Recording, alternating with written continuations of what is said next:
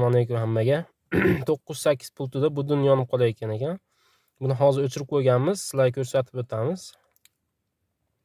O'rta kichkina knopkasini bossanglar, menyusiga kiradi. Chekidagi knopkani eng pastini essanglar, keyingilariga o'tadi. Budunlik yozuvi ikkita chiqadi.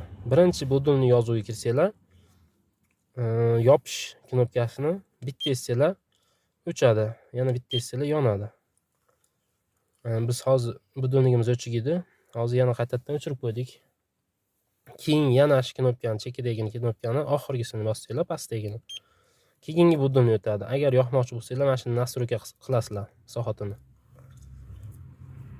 Yana menyuda ishlar tugagandan keyin yana kichkina knopkani bosib tursanglar, menyudan chiqib ketadi.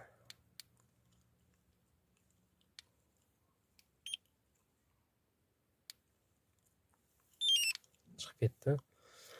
Yana qanaqa funksiyalarda video qilaylik, kommentariyada yozib qoldinglar.